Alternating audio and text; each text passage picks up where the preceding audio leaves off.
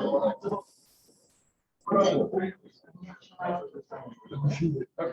we ready? We're ready. Okay. Welcome to the December 7th meeting of the Rotary Club of South Jacksonville. This is the kind of meeting that you've experienced when you go to the theater and they say, instead of the star that you paid a lot of money for, we're substituting someone. Our substitute greeter today was Leslie Red. Thank you, Leslie. And the prayer and pledge today will be given by another substitute that they dug up from somewhere to substitute for the star, and that's me. Say the pledge first.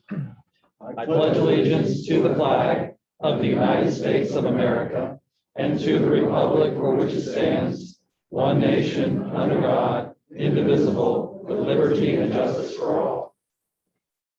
And today a reading from Dorothy Day, who says, whenever I groan within myself and think how hard it is to keep writing about love in these times of tension and strife, which may at any moment become for us a time of terror, I think to myself, what else is the world interested in? What else do we all want, each one of us, except to love and be loved in our families, in our work, in all our relationships? God is love. Love casts out fear. Even the most ardent revolutionist seeking to change the world, to overturn the tables of the money changers, is trying to make a world where it is easier for people to love. And that is our thought for the day. Thank you. Family time with Christy King. We welcome Christy.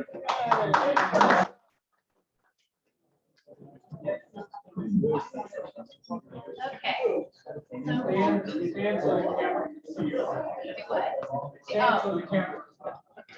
So for birthdays, we have a few birthdays. Richard Miller and Mark Morello are both celebrating their birthdays on December 12th. And for wedding anniversaries, past President Robert Harris and his wife Paola are celebrating 18 years of marriage today. So happy anniversary to Robert and Paola. John Pope and his wife Jane are celebrating 41 years of marriage on December 9th. And past President Jason Burnett and his wife Leslie are celebrating 16 years of marriage on December 10th. For member anniversaries, Warner West is celebrating 51 years with Rotary tomorrow on December 8th. Aaron Perry and Mark Morello are both celebrating 2 years with Rotary on December 10th. And past President Gary Wilkinson is celebrating 28 years with Rotary on December 12th. That's it for the family Rotary update.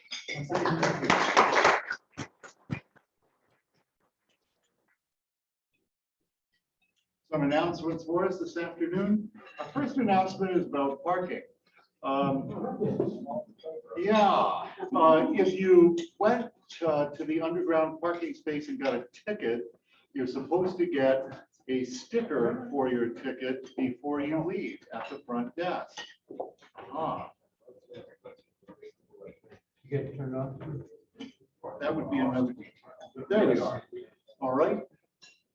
So sticker on ticket at the front desk before you leave, or if you did not get a ticket, press the call button on your way out.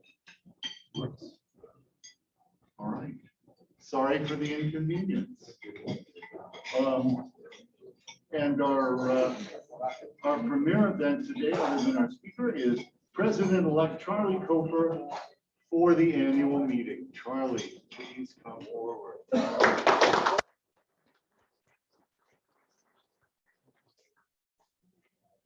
All righty. All right. On November 9th, 2021, nominations for the Board of Directors to serve during the 2022-24 term were announced. The following candidates were nominated at that time for the Board of Directors: Dinkins Green, Stephen Jones, Michelle Khalil, Les Loggins, and Robert Massey. Thank you all for volunteering. The nominations have been open, and I call for a motion and a second to close the nominations. If there are no additional nominations from the membership, Motion made to accept. do I hear a second? Second. All right, nominations are closed.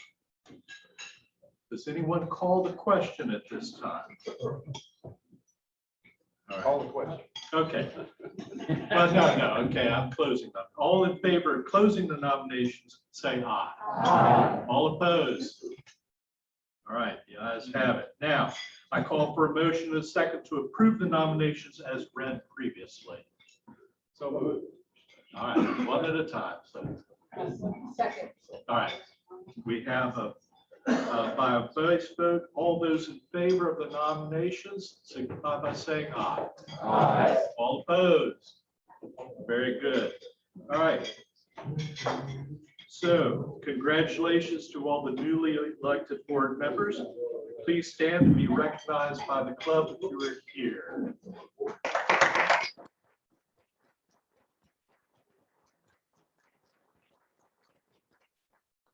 Right.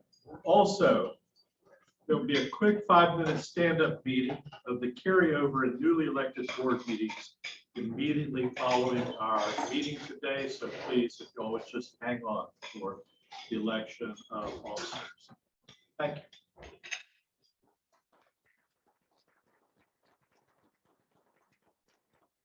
Is there an oratory contest update? I believe there is. Leslie Red, welcome.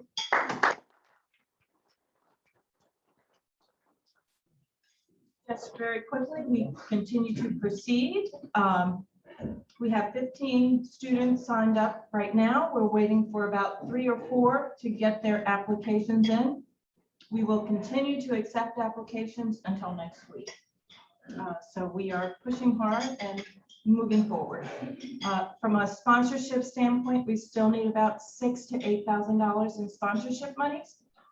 So we continue to solicit and reach out for sponsorship as well. If anybody has any questions, please reach out. Thank you.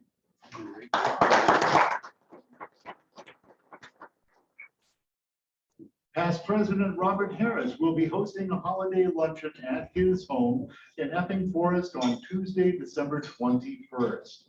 Please mark your calendars and RSVP on DACDB so that we can have an accurate count.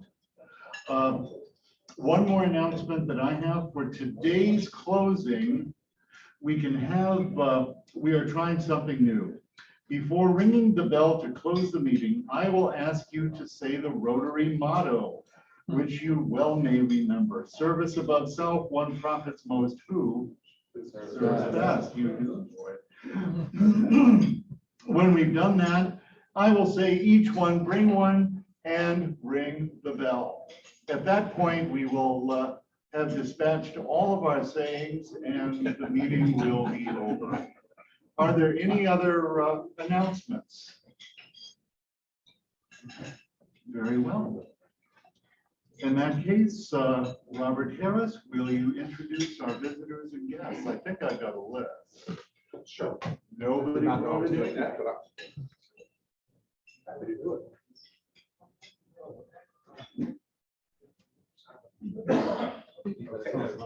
That's all right.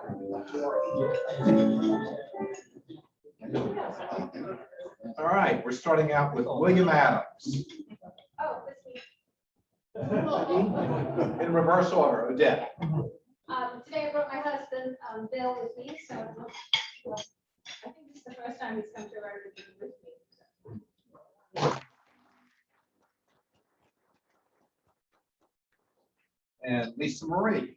Yes, I'd like to introduce my son Aiden Winslow. Aiden is a senior at Wolfson High School and currently applying for entry to West Point. And also working with a startup here at the UNF Innovation Center. So Aiden Winslow. I want to go over this carefully before I go any further, where it says yes, you put the yes. Yeah, I'm sorry. Where it said, it wasn't just you, it's all four. Everybody's got a reverse. Okay, I wanted to make sure we insulted everybody first. And Bob Massey. Yes, Robert, I'm pleased to have as my guest today my son, Brian Massey. Brian is a real estate agent with Ponte Vedra Club Realty. Please welcome Brian. Tom Rainey. Tom Randy signed the wrong form. All right, then, see what I. Not to worry. Judge Coker. And I have back this week, visiting with us, Danny Loeffler, and looking forward to seeing him.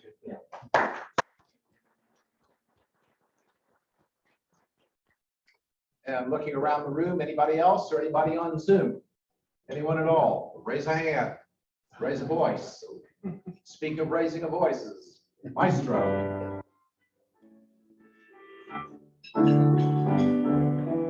We here in Rotary welcome you today. So glad you came along, glad you came our way. Our hand of fellowship is yours in sunshine or in rain. We here in Rotary say welcome, come again.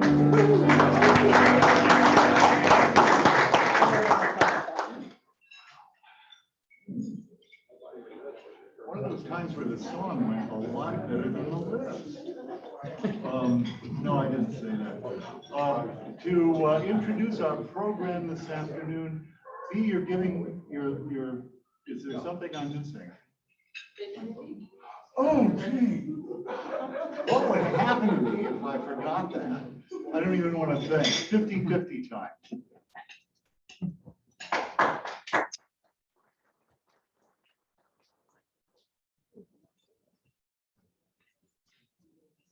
Thank you, everyone, for playing. We still haven't had a winner. I did not get a chance to count the money, but my guess is it's well over $600 that we'll be splitting if we have a winner today.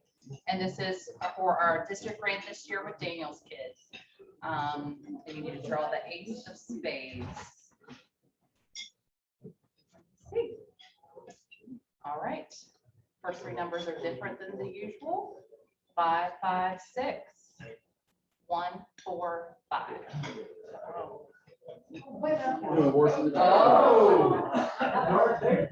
Hold on. There's two people that have it. So apparently I need to verify. All right. Two people that have it. 5, 5, 6, 1. 1, 4, 5. Okay. Look at Mary Alice sending you there. Even at my age, I still know how to count. Not well. Maybe I wasn't clear. All right. Here we go. Here we go. Ace of spades.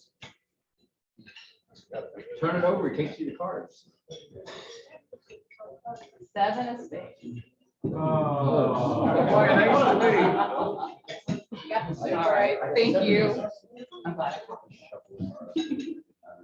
Yeah, makes the card out.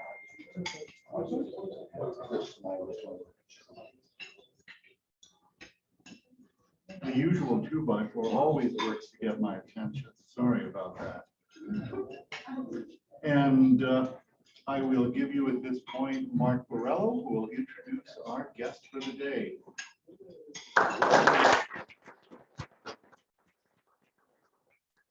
Last week I was program director. I guess I got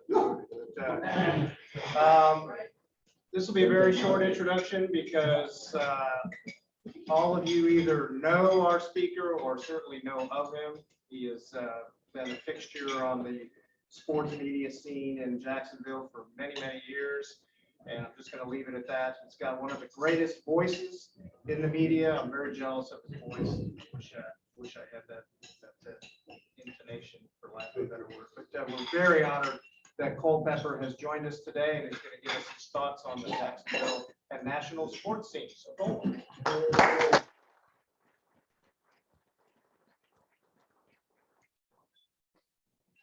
Well, thank you, Mark. Must be a fluke.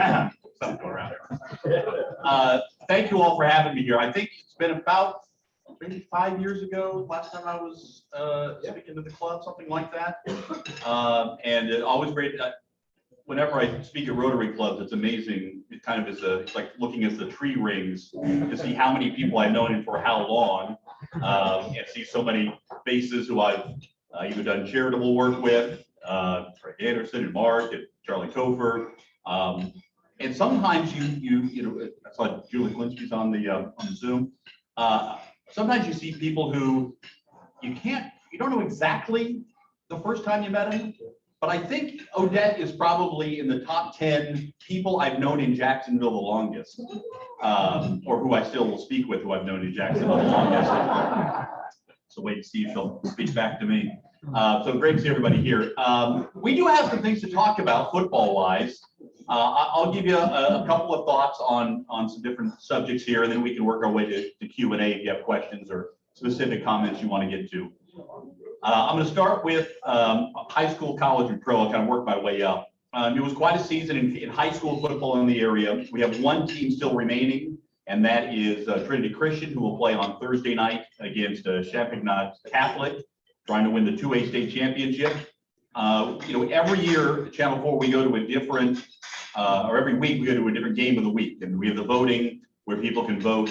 And I have to tell you, when I heard that we had a proud member of the Wolf Pack here, the best student section I saw all year was in Wolfson.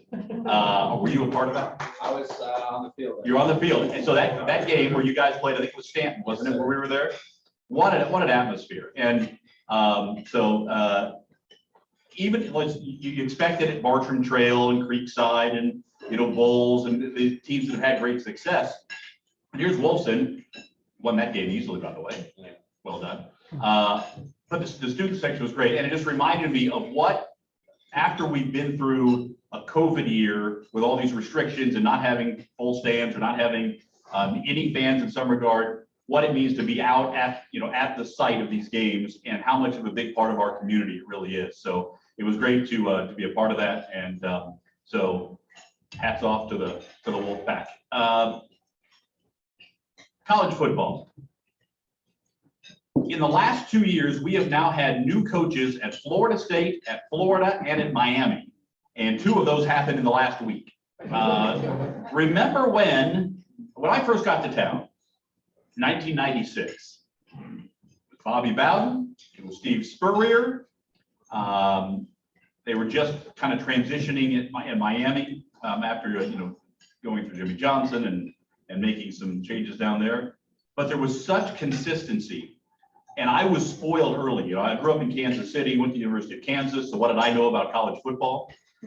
Wait till basketball season, I can tell you what you needed to. But, when I was in school, the Jayhawks went to 2 Aloha Bowls, and that was a huge deal. The Aloha Bowl doesn't even exist anymore. So to see what has happened here in terms of the overhaul with these flagship programs in our state is really something. It also tells me that the patience level that fans, boosters, athletic directors, and everybody associated with the organization goes down as salaries go up.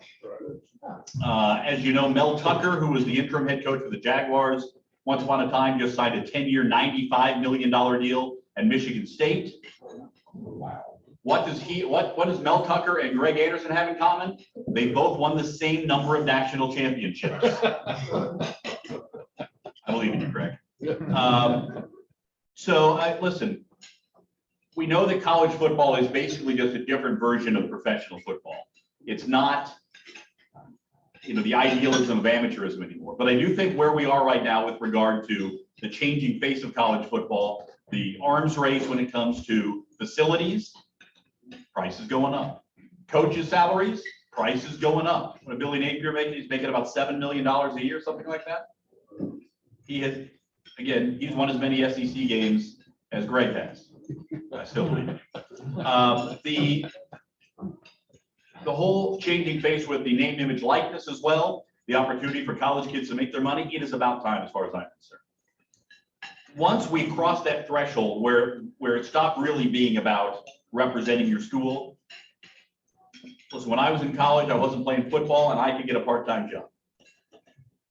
I wasn't going to probably make as much as some, kid at Alabama getting $1 million before he steps on the field, but that's the way it works. There have been some really neat NIL stories. Kids who come out of nowhere, walk on, makes a big play, and the local Applebee's sponsors it for the rest of the year. That stuff is It's kind of cute. I do think we're in the Wild West as far as that's concerned. I think we're gonna see a lot of changes with regard to how that's handled. You have a lot of coaches who are a little bit worried about it. You have a lot of athletic directors who are really worried about it because the athletic directors are concerned that they're gonna lose control of the money from sponsors, where it's gonna go directly to the kids rather than through their budgets. And I think that's who adjusts to that best, that new reality, is going to have the best success moving forward. Okay, now the Jaguars. How many Jaguars season ticket holders do we have?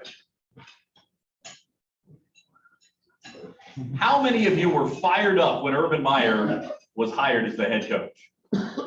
How many of you were skeptical?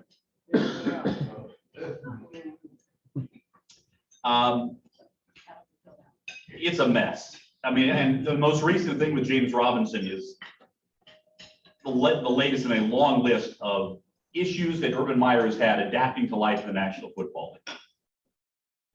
I think at times in press conferences, he's trying to be honest, or at least forthcoming, if not completely honest, while also not burning his players. But I don't understand this latest thing. James Robinson, the only consistent playmaker this offense has had every time he's been in the ballgame this year. He's playing hurt.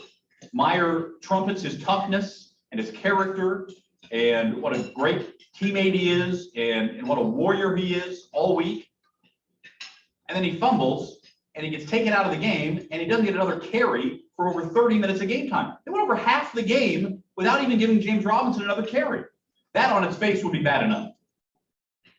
Then they said after the game, well, he was hurt. That was part of it. If he wasn't hurt, we would have put him back in. Well, you take a guy out after he fumbles and you say it's because he's hurt, and then you put him back in the fourth quarter. That's a demotion.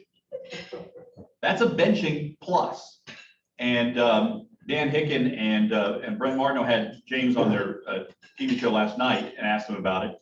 And James Robinson is one of the all-time speak softly, carry a big stick Jaguars. He's not a big talker at all. Humble, a guy who was recruited by only one Division I school. He was undrafted, and he comes in. He has a 1,000-yard rookie season, and that just continues to produce despite all of the offense crumbling around him. And the way he spoke, you're not going to get 100% transparent honesty and full disclosure out of football players or coaches, because there are 53 other guys to be concerned with or more if you're going to start counting coaches. But when James Robinson basically says, yeah, I felt it was a benching and I'm not really sure why they put me back in the game in the fourth quarter, that is a damning review of the head coach. We don't have enough time to go through the list of all the mistakes and missteps that Urban Meyer has made. And I'm not even talking about getting a lap dance in Ohio. I'm talking about just as a football coach. If Shad Khan cares about a winning team, he's got to get rid of Urban Meyer after this year. I don't think he will. I think Shad is a bottom line businessman, which I'm not criticizing. It is what it is. But I think if Shad looks at the bottom line and sees that TV money from the national contract is still rolling in, and hey, I'm going to be able to build these new things that are coming downtown, he's looking at the bottom line. Urban Meyer is not going to be high on his list of concerns. The only way that I think you see a move made is if it gets worse from here, and by the way, it can.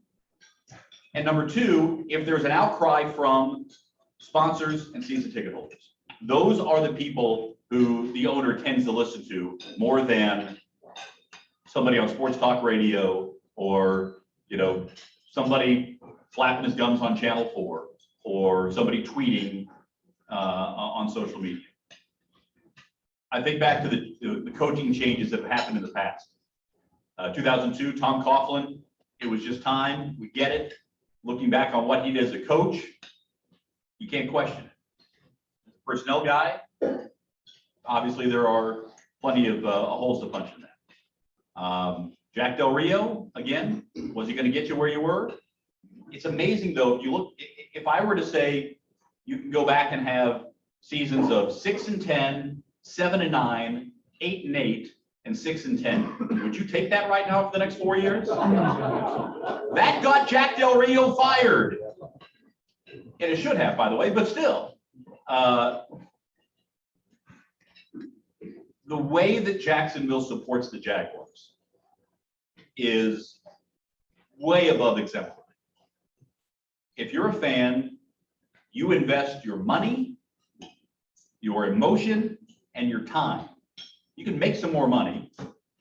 You can get a little emotion. You'd like to get an emotional payback out of your emotion invested. But nobody's figured out how to get more time yet. And when I think of the amount of time that Jaguars fans have wasted on bad teams, I wonder, it's like wondering what happened to the Library of Alexandria, right? It's like, where is all that knowledge and positive growth? Where could that have been if we didn't have to sit there and watch these teams stink it up? So I'll take some questions, but I do think that we're at a point where it's very clear to me that they need to make a change with the coaching. They made a mistake to bring in a guy who had never coached in the NFL, and he hasn't adapted, and he's forced his quarterback, the #1 pick, to regress as the season has gone on. That was going to be my question. You didn't talk about Trevor Lawrence. Yes. So what is your assessment of Trevor at this point? Is it he doesn't have enough pieces around him, and the scheme from the offensive coordinator is not good enough, or is he not progressing? I mean, you say he's regressed. Yes, he clearly has. He's thrown 1 touchdown pass in the last 5 games. I must admit that it was about 3 or 4 games ago. I said, "Oh no, not another long-haired quarterback that's going to fail in Jacksonville." Yeah. So let me compare. And I mean, listen, you're not the only one who makes the comparison between he and Blaine Gabbert. From a personality standpoint, a makeup standpoint, Trevor Lawrence is a man and Blaine Gabbert was a boy. Blaine Gabbert, and this may be a little bit of my Kansas, Missouri thing coming through here, but Blaine Gabbert was not ready to be a National Football League player. He did not conduct himself the same way that Trevor Lawrence has. Trevor's been great. He handles himself well. That's only part of it, though. I think he's lost some confidence this year. Lost confidence in the players around him, lost confidence in the coaches, lost confidence in the system, lost confidence in the offensive line protection, all these things.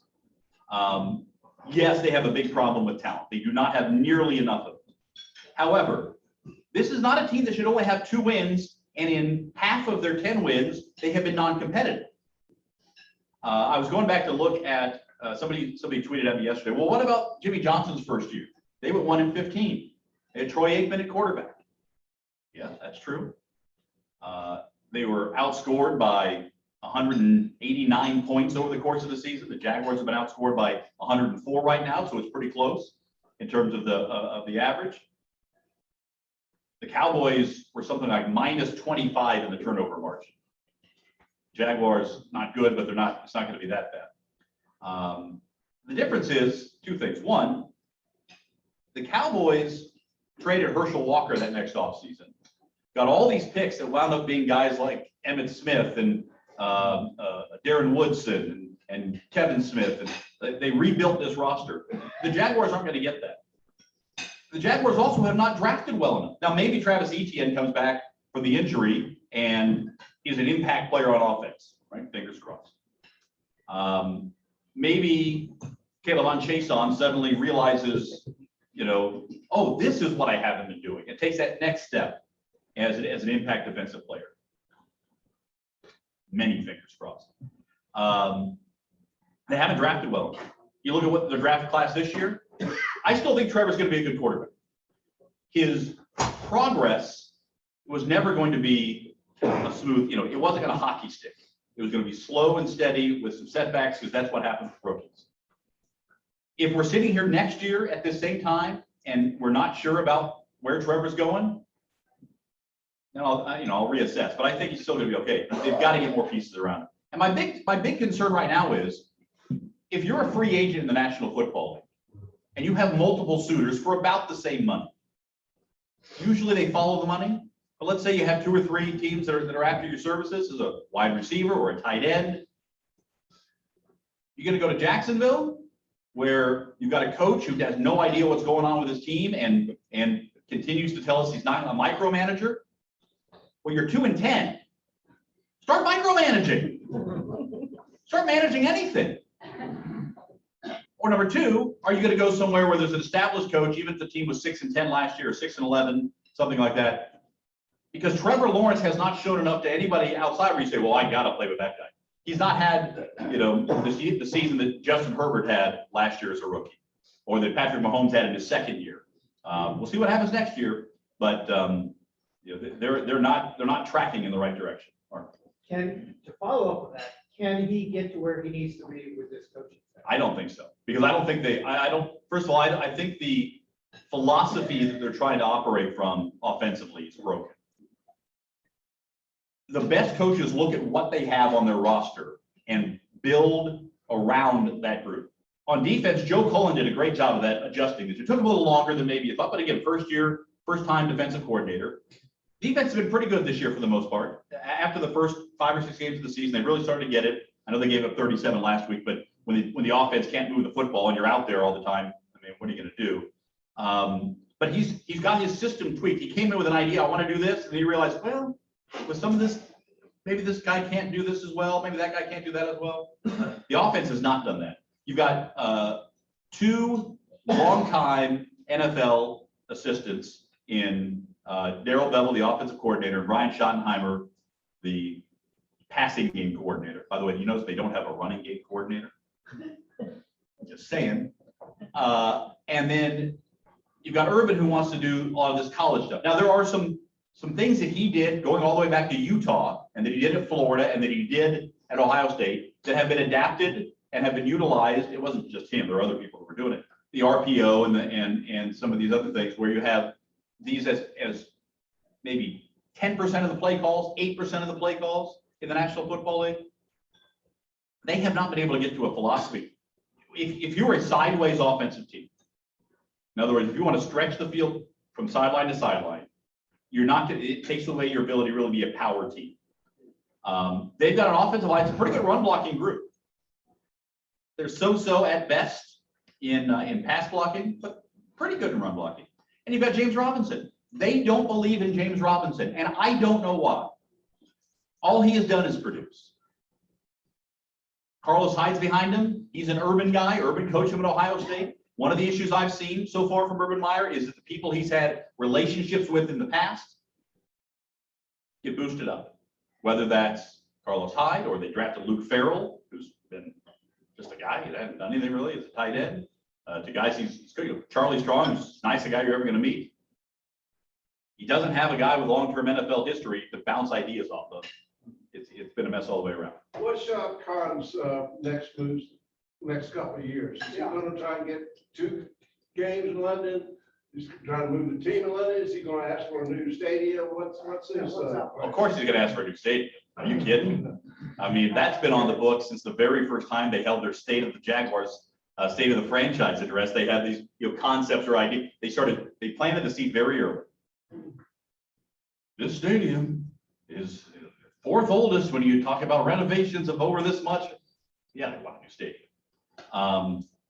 They're getting the practice facility, this training facility, what may or may not be a 4 Seasons at some point. See, luxury hotel. I will also say this. Greg, don't smirk at me when I say this. Jacksonville leads the league in artist renderings. And it never looks like what we end up with. Greg, can you tell me why? Yes. Daly's Place. Has anyone been to a concert at Daly's Place? What do you think of it? Thumbs down, and it's okay. Daly's Place in the artist rendering looked like the Taj Mahal. Like, look at this thing. This is unbelievable. It looks like you should be on the Strip in Vegas. Yeah. Great. There it is. I have a friend I went to high school with, whose brother was, I was a freshman, he was a senior, who designed he's an architect, and he designed the stadium in Las Vegas. And you go on his website, Manica Architects, and look at the things that he bid on but didn't get, RFPs or whatnot.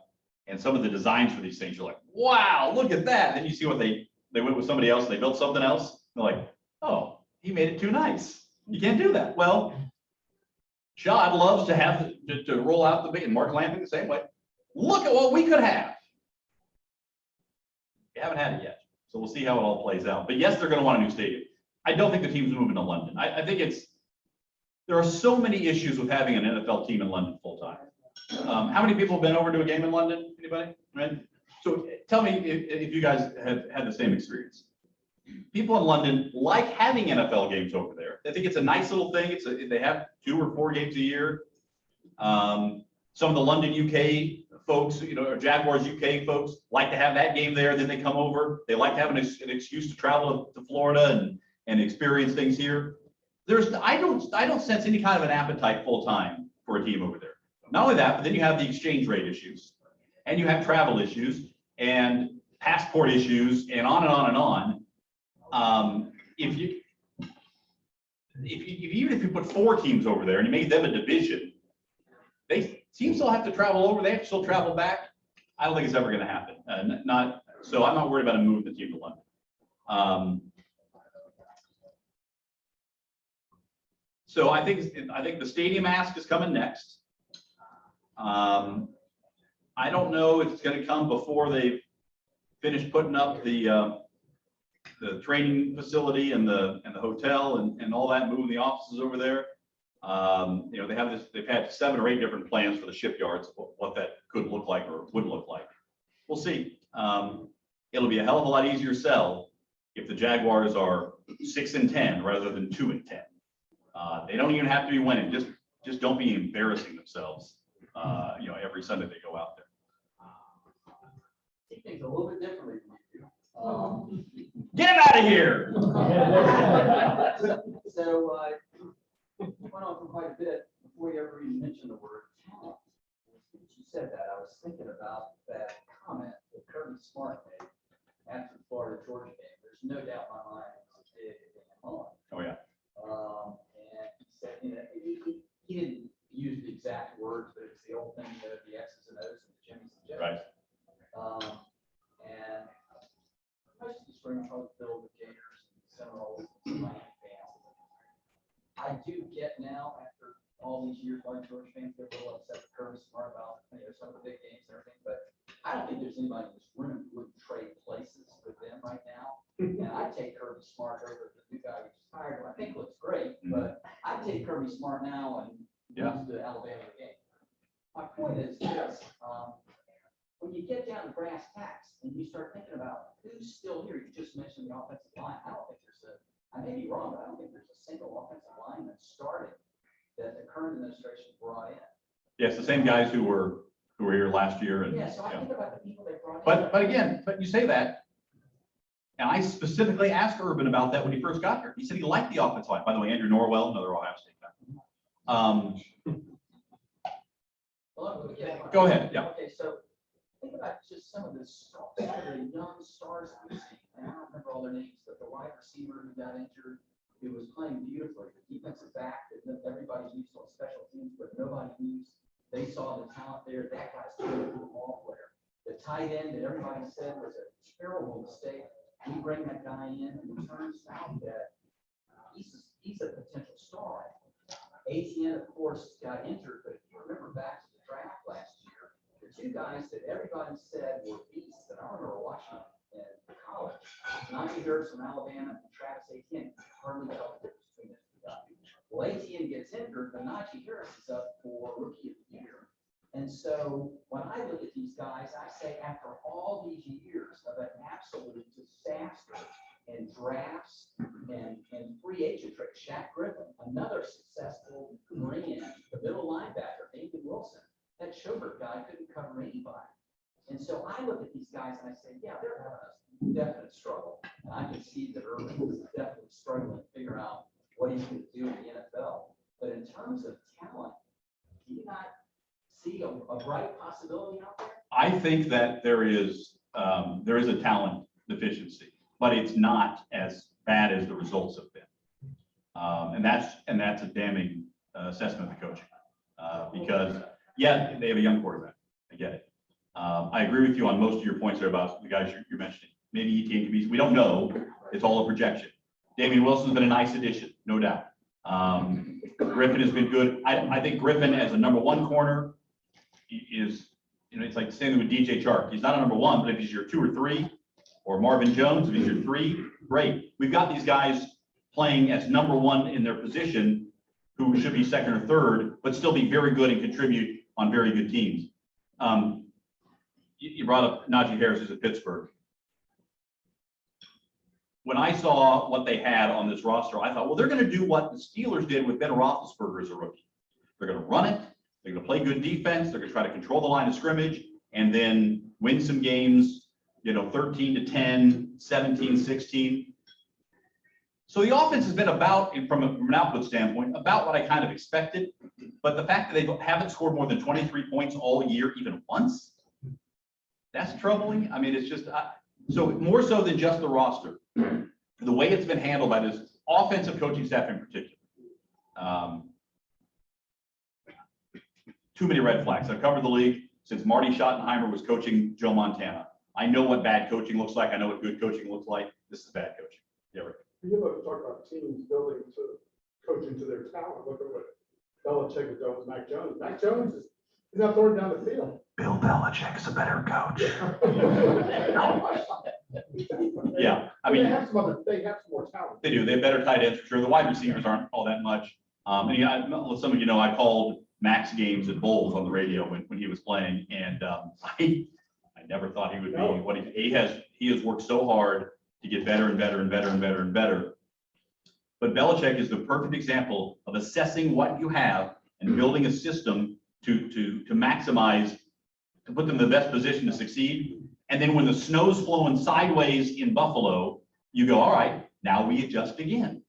And being able to have those guys ready, 3 passes completed yesterday? I think they only attempted 1 in the first half with the snow coming like that. I mean, that's great coaching. And for the longest time, is it Brady or is it Belichick? Well, those 2 guys together, pretty darn good. Those guys on their own, still pretty darn good. Thank you. Yeah, this roster fiasco isn't new. We've lost so many players to different teams. Robinson up to Chicago. By the way, he wanted out. Fournette's playing like lights out down in Tampa Bay. And worst of all, when they got rid of Calais. Oh my gosh, you're not kidding. I totally couldn't. So, that was part of the master plan.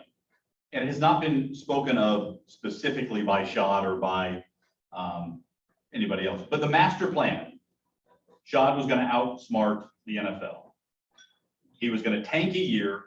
He was going to trade off all his most marketable players, knowing that they could be. It's kind of like Major League, right? They just didn't have a cutout of Shad, and you take off another stitch of clothing every time they lose a game. Go and watch that movie later. It'll make sense. I'm not making a Jobu comment here, but they were stockpiling draft picks and clearing salary cap space. It all actually makes sense. If you get the quarterback and then you can draft correctly and get the right guys in. But one of the things that they left on the shelves were there's no veteran leadership here. The leaders on this team all came this year. It happened twice with the Jaguars. You'll remember when Caldwell first came over and took over, he got rid of Greg Jones and Darryl Smith and Montel Owens, who are pros. These are guys who know how to go about their business, who can show by their example or by their words, younger players, here's how you prepare for a game. Here's how you take care of your body. Here's how you eat right. Here's how you behave in public. All the things that a pro needs to learn as they come in from college. They were all gone. There have been few men in the history of the Jaguars that were a better example than Calais Campbell. The way he played, the way he prepared, the way he treated his teammates, the way he led. I'll give you just a little, we don't get in the locker room right now because of COVID, but in 2019, toward the end of the year, things were falling apart. And Keelan Cole, after a game, was mouthing off to a reporter about something. I was sort of over on this side. And afterwards, Calais goes over to talk to him. Basically, hey man, calm down. not worth it, to lose it right here with the report. He was asking, by the way, a legitimate question.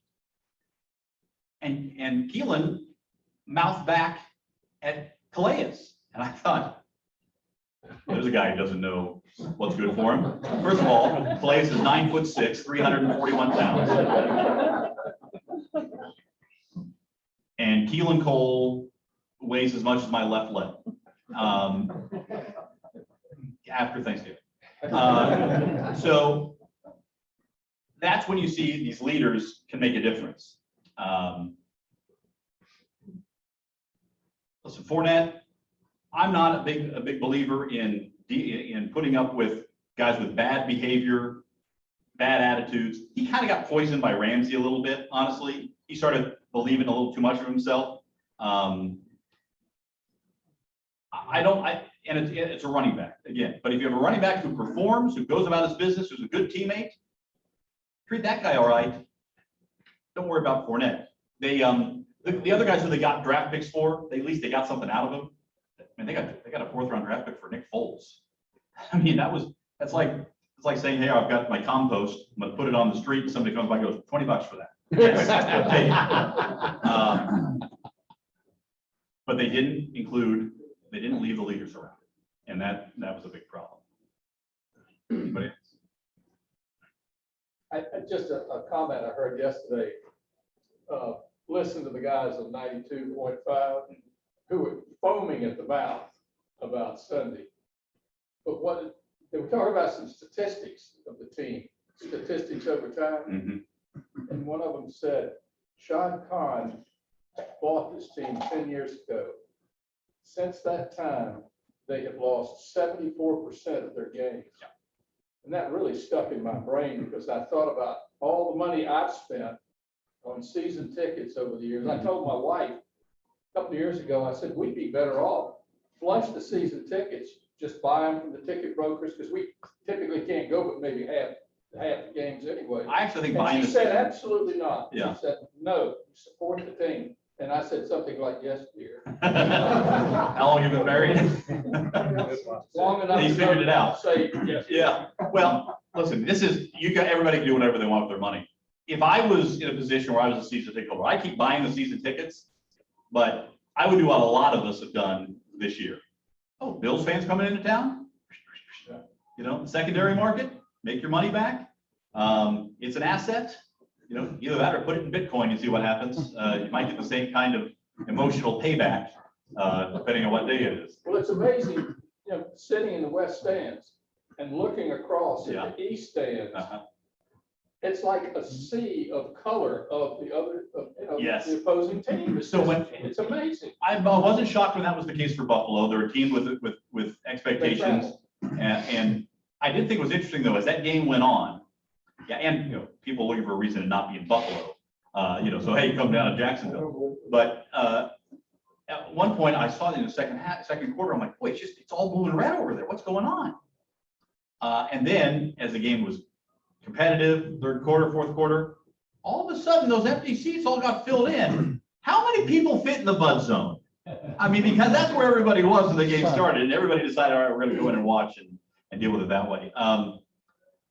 Again, it goes beyond Shad Khan, but 11 years, not only just one winning record, only 1 year where the Jaguars didn't lose double-digit games in the last 11. That's what it's been like. What do you think it is, Shad Khan? I mean, it doesn't seem like he's not spending any money on players or coaches. I mean, I'm sure he's paying Urban Meyer a lot of money. Yes. Is it just bad judgment on hiring GMs and coaches? Well, let me ask you this. What do you do for a living? I'm an attorney. Okay. You probably make a nice by the hour rate. If suddenly somebody says, hey, I'm going to pay you 15% more than your rate, but I need a plumber. Is that the right hire? No. Right. So just because he's spending the money doesn't mean he's spending it the right way, in other words, right? So I don't think Shad has, from a football perspective, I don't think he has somebody who has the right kind of experience who he can bounce these things off of. Wayne Weaver told me one time that it took him about 6 or 7 years to realize what the NFL really was all about. It wasn't about trying to win a Super Bowl that year. It was about trying to be 10-6 every year, be in the playoffs, and then see what happens. I mean, to be fair, he did hire Tom Coughlin to kind of like give him that. Yes, and It worked out, you know? that was his guy who he had to bounce those things off of, and it worked until it didn't. Yeah. Tom didn't realize the date, that you couldn't treat players like that. But it did, when he had somebody in there who was on the details, who was maniacal about every day being competitive to win, that's what it takes. Look at Nick Saban, look at Bill Belichick. These guys are, I mean, they're not normal humans. Right? Who acts that way in their normal life? But those guys do, and that's what you need to drive a team to win a championship. So he's made a lot of wrong hires on the football side. I have contended that Dan Mullen would still have his job if he had done one of the following two things right. One is to have prepared a quarterback to enter this season that could compete. The other is to have gotten rid of his defensive coordinator after last season, previous. So something I think on Mullen, how much time do we have here? I don't want to go. We're good. Okay. I thought the first year and a half, Mullen really, maybe 2 years, really looked like a guy who could be a CEO kind of coach, drop some ball plays, but understand the SEC, motivate his guys. He certainly did wonders with Kyle Trask, so he can develop quarterbacks. He did before that with Chris Leak and Dak Prescott. But then when the pandemic hit, he started acting very odd. The Darth Vader mask at the press conference, rooting on to fill the swamp, amid the pandemic, like all this stuff.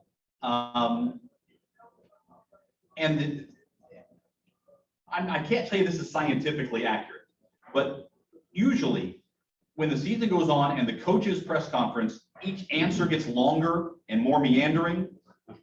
He's not focused on exactly what it is he wants his team to be about. He's all over the place. I can't tell you the exact number. I haven't gone back and done the math. I probably won't. But he went from giving 60-second answers to 3-minute answers at press conferences. He had an opening statement. I take it back. This was the opening statement was Norvell when they were losing the beginning of the year after the first couple losses. Give an example of the same thing. He went 5 minutes and 15 seconds with his opening statement. That's usually a 60-second. Hey, we're really excited about this week. We're going to bounce back from last week. Guys have been practicing really hard.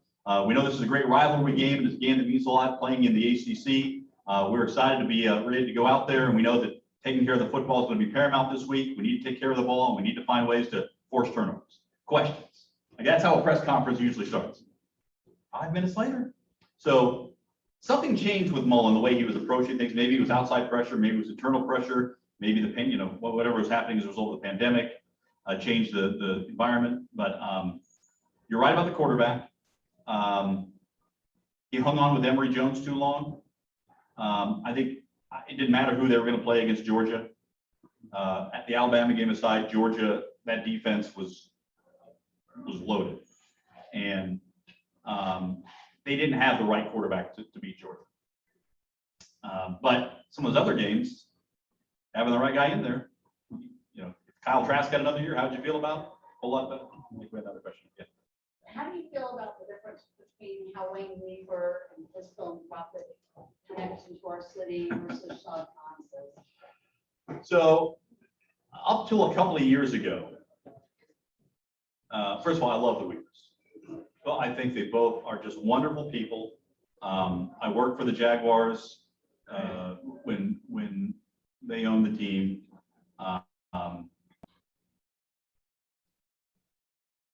They are exactly the kind of owners you want in the community. They have been fantastic. Yes, you see their names on buildings at children's hospitals and things or art galleries, but it's where you don't see their names where they've still done a lot of good. They also live here. I mean, listen, I don't want to pile on Shad, but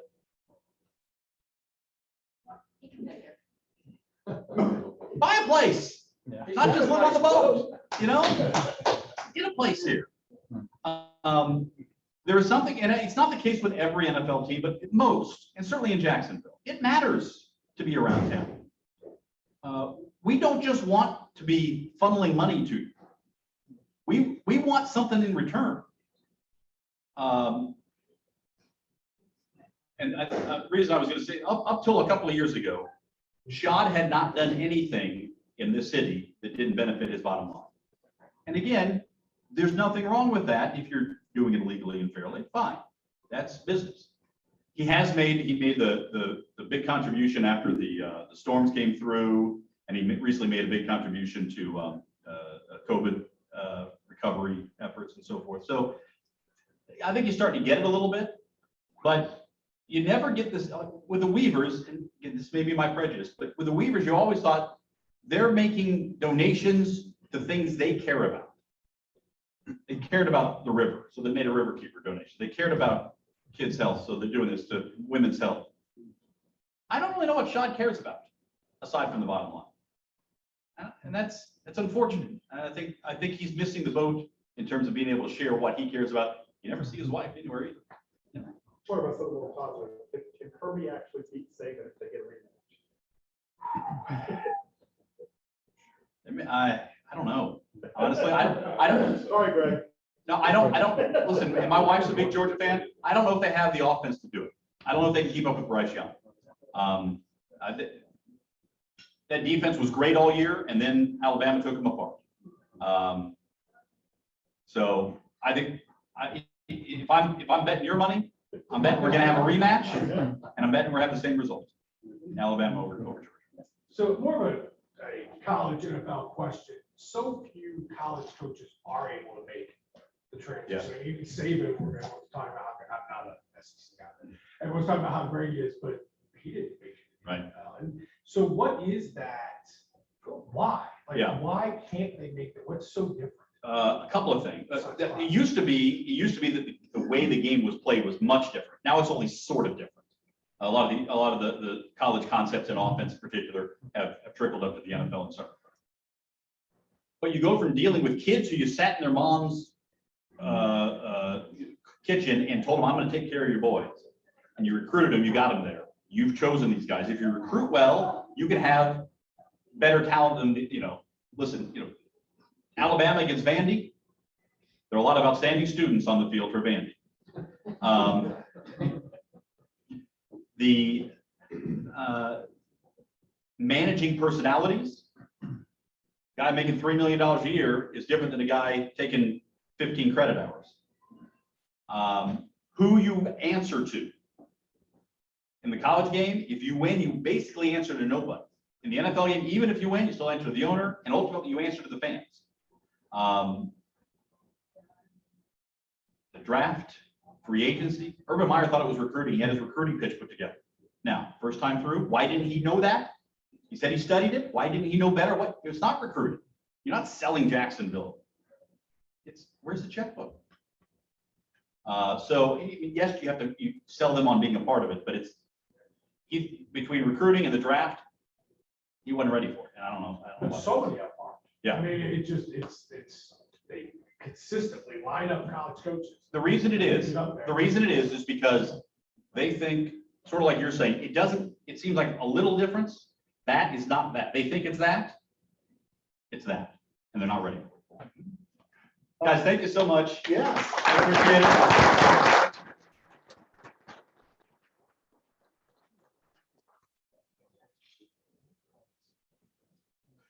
As a gesture of our appreciation, we are making a donation to the Rotary Foundation in your name for the eradication of polio. Oh, thank you so much. Yes, thank you again. Next week, along with maybe the 50-50 thing, we will also have Heather Kavanaugh speaking about the Rotary International Water Project in its reactivated incarnation. And now it's time for our grand finale. As we end our meeting, please join me in the unison Rotary motto. Service without self, one profits most to service best. And each one bring one. And they remind.